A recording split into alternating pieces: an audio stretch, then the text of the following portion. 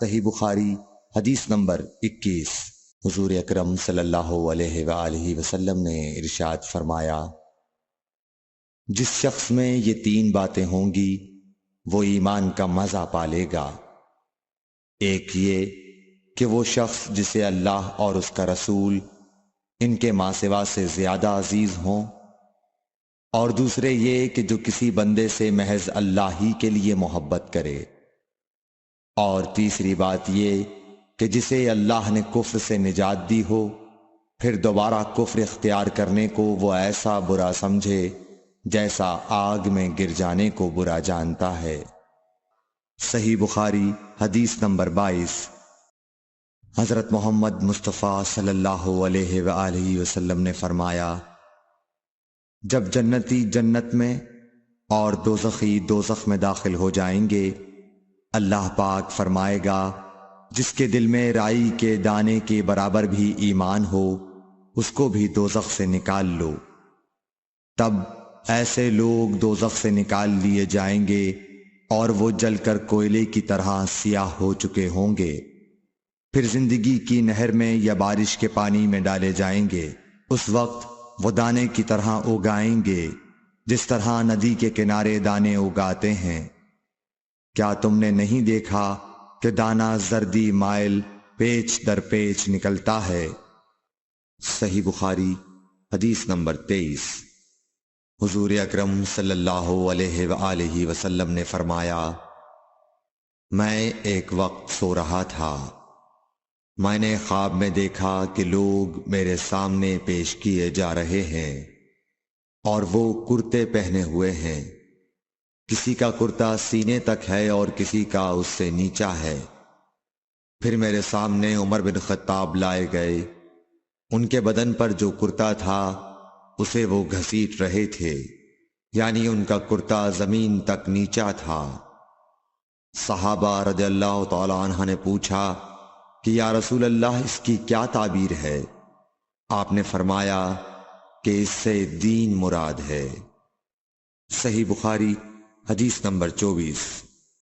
ایک مرتبہ رسول کریم صلی اللہ علیہ وسلم ایک انصاری شخص کے پاس سے گزرے، اس حال میں کہ وہ اپنے ایک بھائی سے کہہ رہے تھے کہ تم اتنی شرم کیوں کرتے ہو؟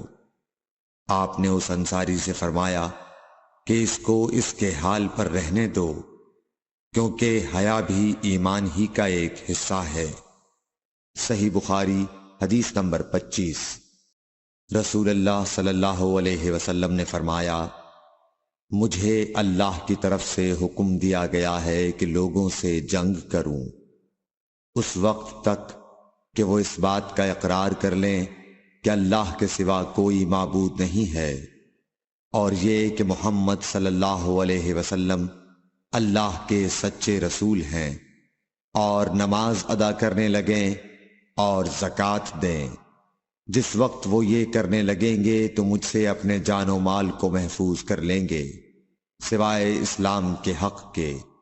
رہا ان کے دل کا حال تو ان کا حساب اللہ کے ذمے ہے۔ صحیح بخاری حدیث نمبر 26۔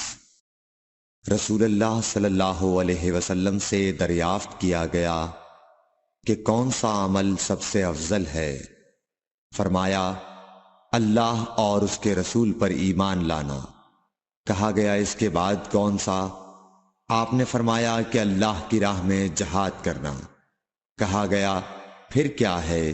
آپ نے فرمایا حج مبرور۔ صحیح بخاری حدیث نمبر 27۔ رسول اللہ صلی اللہ علیہ وسلم نے چند لوگوں کو کچھ عطیہ دیا اور سعد وہاں موجود تھے۔ وہ کہتے ہیں کہ رسول اللہ صلی اللہ علیہ وسلم نے ان میں سے ایک شخص کو کچھ نہ دیا، حالانکہ وہ ان میں مجھے سب سے زیادہ پسند تھا۔ میں نے کہا حضور، آپ نے فلاں کو کچھ نہ دیا، میں اسے مومن گمان کرتا ہوں۔ آپ نے فرمایا مومن یا مسلمان؟ میں تھوڑی دیر چپ رہ کر پھر پہلی بات دہرانے لگا۔ حضور صلی اللہ علیہ وسلم نے بھی دوبارہ وہی جواب دیا۔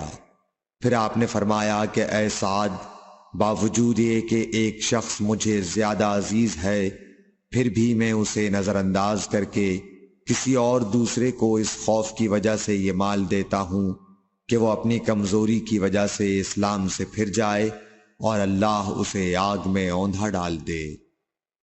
صحیح بخاری حدیث نمبر 28۔ ایک آدمی نے رسول اللہ صلی اللہ علیہ وسلم سے پوچھا، کون سا اسلام بہتر ہے؟ آپ صلی اللہ علیہ وسلم نے فرمایا کہ تو کھانا کھلائے اور ہر شخص کو سلام کرے، خواہ اس کو تو جانتا ہو یا نہ جانتا ہو۔ صحیح بخاری حدیث نمبر 29۔ حضرت صلی اللہ علیہ وسلم نے فرمایا، مجھے دوزخ دکھلائی گئی تو اس میں زیادہ تر عورتیں تھیں جو کفر کرتی ہیں۔ کہا گیا، حضور کیا وہ اللہ کے ساتھ کفر کرتی ہیں؟ آپ صلی اللہ علیہ وسلم نے فرمایا کہ خاوند کی ناشکری کرتی ہیں اور احسان کی ناشکری کرتی ہیں۔ اگر تم عمر بھر ان میں سے کسی کے ساتھ احسان کرتے رہو، پھر تمہاری طرف سے کبھی کوئی ان کے خیال میں ناگواری کی بات ہو جائے تو فوراً کہہ اٹھے گی کہ میں نے کبھی بھی تجھ سے کوئی بھلائی نہیں دیکھی۔ صحیح بخاری حدیث نمبر 30۔ حضرت صلی اللہ علیہ وآلہ وسلم فرماتے تھے، جب دو مسلمان اپنی اپنی تلواریں لے کر بھڑ جائیں تو قاتل اور مقتول دونوں دوزخی ہیں۔ عرض کیا گیا، یا رسول اللہ، قاتل تو خیر ضرور دوزخی ہونا چاہیے، مقتول کیوں؟ فرمایا، وہ بھی اپنے ساتھی کو مار ڈالنے کی حرص رکھتا تھا، موقع پاتا تو وہ اسے ضرور قتل کر دیتا، دل کے عزم صمیم پر وہ دوزخی ہوا۔